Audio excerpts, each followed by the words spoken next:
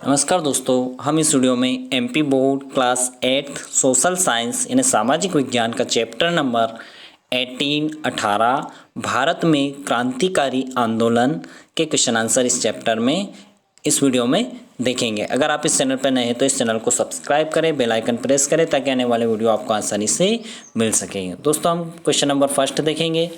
अभ्यास प्रश्न, निम्नलिखित प्रश्नों को सही विकल्प चुनकर लिखिए, यानी निम्नलिखित प्रश्नों के सही विकल्प चुनकर लिखिए। क्वेश्चन नंबर 1 देखेंगे। इसमें विदेशों में क्रांतिकारी कार्य करने वाले भारतीयों में कौन नहीं था? श्यामजी वर्मा, सरदार अजीत सिंह, मदनलाल ढींगरा, विनायक दामोदर सावरकर। तो कौन नहीं था? तो दोस्तों हम इसका आंसर देखेंगे सरदार अजीत सिंह। कौन नहीं था? सरदार अजीत सिंह। नेक्स्ट देखेंगे, नंबर 2 है जर्मनी में 1907 ईस्वी में भारतीय ध्वज किसने फहराया? तो श्रीमती भीकाजी कामा, लाला हरदयाल, श्रीमती एनी बेसेंट या लाला लाजपत राय। तो किसने फहराया दोस्तों? तो वो फहराया श्रीमती भीकाजी कामा के द्वारा। किसके द्वारा फहराया गया? श्रीमती भीकाजी कामा के द्वारा। नेक्स्ट क्वेश्चन है, चंद्रशेखर आजाद का जन्म मध्य प्रदेश के किस जिले में हुआ? तो किस जिले में हुआ दोस्तों? तो वो हुआ अलीराजपुर।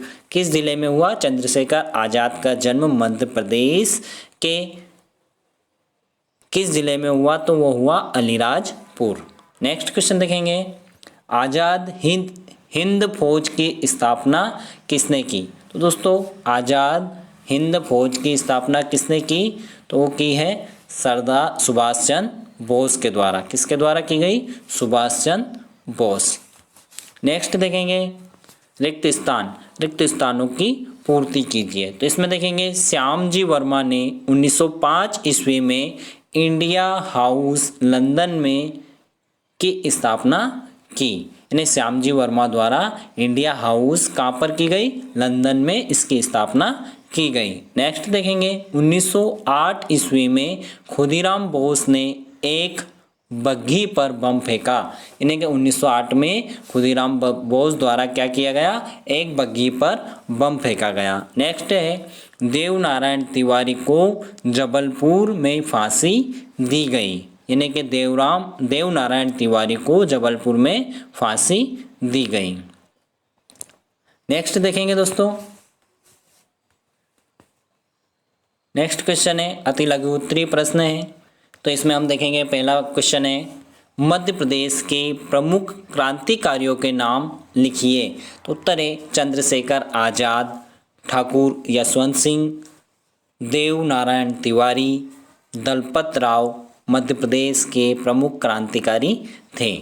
नेक्स्ट क्वेश्चन देखेंगे, क्वेश्चन नंबर 2 है, वासुदेव बलवंत फड़के ने कौन कौन से ग्रामों पर कब्जा कर लिया था? वासुदेव बलवंत फड़के ने कौन कौन से ग्रामों पर कब्जा कर लिया था? तो कौन कौन से ग्रामों पर कर लिया था? क्रांतिकारी वासुदेव फड़के ने घामरी, बल्टे, पल्सपे आदि ग्रामों पर कब्जा कर लिया था। घामरी, बल्टे, पलसपे इन ग्रामों पर क्रांतिकारी वासुदेव फड़के द्वारा कब्जा कर लिया गया था। नेक्स्ट क्वेश्चन है, चापेकर बंधुओं द्वारा किसकी हत्या कर दी गई? यानी कि चापेकर बंधुओं द्वारा किसकी हत्या कर दी गई थी?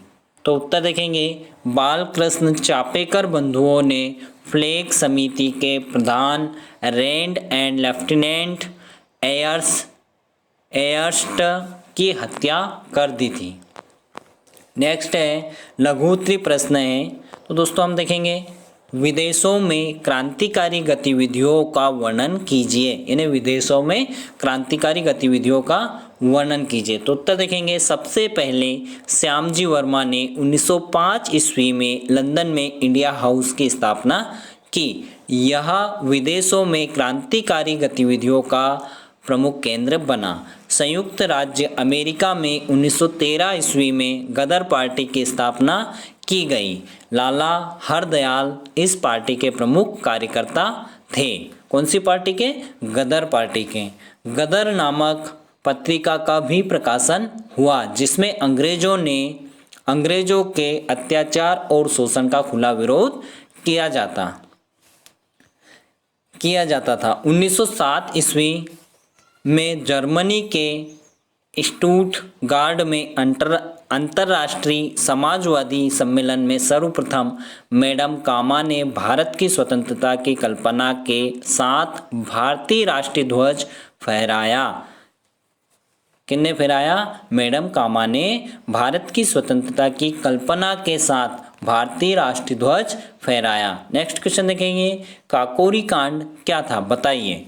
काकोरी कांड क्या था इसके बारे में बताइए। तो 9 अगस्त 1925 में सहारनपुर लखनऊ रेलवे लाइन पर काकोरी रेलवे स्टेशन पर क्रांतिकारी सरकारी खजाने को लूटने में सफल हुए। इस घटना में भारी संख्या में युवकों को गिरफ्तार किया गया और उन पर मुकदमा चला। अशफाक उल्ला खान, राम प्रसाद बिस्मिल, रोशन सिंह, राजेंद्र लाहिड़ी को फांसी दे दी गई। 17 लोगों को लंबी सजाएं सुनाई गई। नेक्स्ट क्वेश्चन है, द्वितीय चरण के प्रमुख क्रांतिकारी संगठनों के नाम लिखिए। तो उत्तर है, क्रांतिकारी गतिविधियों के द्वितीय चरण में युवाओं ने कई क्रांतिकारी संगठन बनाए, जैसे भगत सिंह, यशपाल, छबील दास ने नौजवान सभा की स्थापना की। 1928 ईस्वी में चंद्रशेखर आजाद, सचिंद्रनाथ सान्याल, रामप्रसाद बिस्मिल आदि ने मिलकर हिंदुस्तान रिपब्लिक एसोसिएशन का नाम बदलकर हिंदुस्तान सोशलिस्ट रिपब्लिक एसोसिएशन रखा तथा सुभाष चंद्र बोस ने आज़ाद हिंद फौज की स्थापना की। नेक्स्ट क्वेश्चन है, दीर्घोत्तरी प्रश्न है। तो इसमें पहला प्रश्न हम देखेंगे। क्वेश्चन है इसमें पहला, क्रांतिकारी आंदोलन के उदय के क्या कारण थे, यानी कि क्रांतिकारी आंदोलन के उदय के क्या कारण थे। तो इसमें देखेंगे, क्रांतिकारी आंदोलन किसी एक कारण के परिणाम नहीं थे, वरना अनेक कारणों ने इनमें महत्वपूर्ण भूमिका निभाई, जिसमें से प्रमुख इस प्रकार है। आर्थिक असंतोष यानी 19वीं सदी के अंत में तथा 20वीं सदी के प्रारंभिक वर्षों में भारत में अनेक बार अकाल और महामारी का प्रकोप हुआ। ऐसे अवसरों पर ब्रिटिश सरकार की उपेक्षापूर्ण नीति से भारतीयों में असंतोष बढ़ा। फिर लॉर्ड कर्जन की प्रतिक्रियावादी नीति। लॉर्ड कर्जन की इस नीति ने भारतीयों में असंतोष को बढ़ा दिया। भारतीय विश्वविद्यालय अधिनियम 1904 ईस्वी में सीनेट की व्यवस्था से शिक्षित भारतीयों में असंतोष उत्पन्न हो गया। सरकारी गोपनीयता अधिनियम और कलकत्ता के कॉरपोरेशन अधिनियम ने जनसाधारण में असंतोष बढ़ा दिया। नेक्स्ट है नंबर 3, बंगाल का विभाजन। कर्जन का सबसे घृणित कार्य बंगाल को 2 भागों में विभाजित करना था। इस घटना से सारा राष्ट्र उत्तेजित हो गया था। इससे भारतीय युवाओं में त्याग व बलिदान की भावना जागृत हुई। नेक्स्ट है नंबर 4 है, अंतर्राष्ट्रीय घटनाओं का प्रभाव। 19वीं सदी में विश्व के अनेक देशों में क्रांतियां हुई और उनमें राष्ट्रीयता और स्वतंत्रता प्राप्ति की होड़ लग गई। America, France, Italy, Germany, Ireland के स्वाधीनता संग्राम और उनके परिणाम भारतीय क्रांतिकारियों के लिए प्रेरणादायक बने। नेक्स्ट है, क्रांतिकारियों द्वारा ब्रिटिश शासन के विरुद्ध कौन से तरीके अपनाए गए। क्रांतिकारियों के द्वारा ब्रिटिश शासन के विरुद्ध कौन से तरीके अपनाए गए। तो इसमें हम देखेंगे उत्तरे क्रांतिकारियों ने ब्रिटिश शासन के विरुद्ध पहले उदारवादी तथा बाद में अनुदारवादी नीति अपनाई। इसमें नंबर 1 देखेंगे हम। नंबर 1 है शिक्षित भारतीयों में दासता के विरुद्ध घृणा की भावना उत्पन्न करने के लिए समाचार पत्रों एवं पैम्पलेटों का वितरण किया गया। नंबर 2 है लोगों में स्वराज के प्रति प्रेम व अंग्रेजों का विरोध जगाने के लिए गणपति उत्सव तथा शिवाजी उत्सव जैसे कार्यक्रम पुनः प्रारंभ किए गए। युवाओं को बहिष्कार एवं स्वदेशी प्रचार में लगाए रखा तथा आम भारतीयों में राष्ट्र प्रेम की भावना जगाने के लिए जुलूसों आदि का आयोजन किया गया। छोटी छोटी टुकड़ियों में युवाओं को संगठित कर शस्त्र प्रयोग का प्रशिक्षण दिया गया। देश में बमों और शस्त्रों का निर्माण तथा विदेशों से हथियार खरीदे एवं एकत्रित किए गए। क्रांतिकारियों ने ब्रिटिश शासन के विरुद्ध विदेशों में भी जागरूकता फैलाई। नंबर 7 है क्रांतिकारियों ने नवयुवकों को स्वतंत्रता आंदोलन में भाग लेने के लिए तथा आत्म बलिदान के लिए प्रेरित किया। नंबर 8 है क्रांतिकारियों ने उद्देश्य प्राप्ति हेतु बैंकों की लूट तथा सरकारी खजाने पर कब्जा किया। नंबर 9 है अंत में ब्रिटिश सरकार द्वारा की गई कठोर कार्रवाई ईंट का जवाब पत्थर से दिया गया। नेक्स्ट है क्वेश्चन नंबर 3 है, इसमें टिप्पणी लिखिए। आज़ाद हिंद फौज और चंद्रशेखर आज़ाद। तो हम पहला देखेंगे आज़ाद हिंद फौज। तो इसमें हम देखेंगे दोस्तों रास बिहारी बोस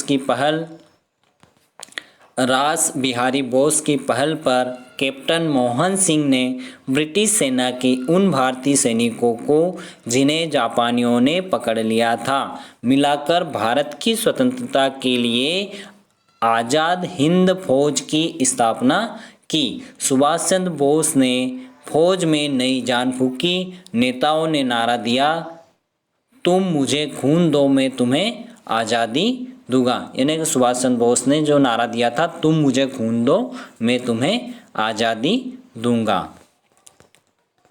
23 अक्टूबर को आज़ाद हिंद फौज के सेनापति की हैसियत से भारत की अस्थायी सरकार सिंगापुर में बनाई तथा देश को स्वतंत्र कराने के लिए रक्त की आखिरी बूंद बहा देने की शपथ ली गई। 1944 ईस्वी में आज़ाद हिंद फौज भारत की पूर्वी सीमा तक पहुंचने में सफल रही। 1944 ईस्वी में कोहिमा में भारतीय झंडा फहराया, परंतु 1944 ईस्वी में विश्व की राजनीति में जापान की स्थिति कमजोर हो गई, अतः आज़ाद हिंद फौज भी बिखरने लगी। नंबर 2 है चंद्रशेखर आज़ाद। तो दोस्तों हम देखेंगे चंद्रशेखर आज़ाद। चंद्रशेखर आज़ाद मध्य प्रदेश के अलीराजपुर जिले के भाभरा गांव के निवासी थे। वे 14 वर्ष की अवस्था में असहयोग आंदोलन से जुड़े।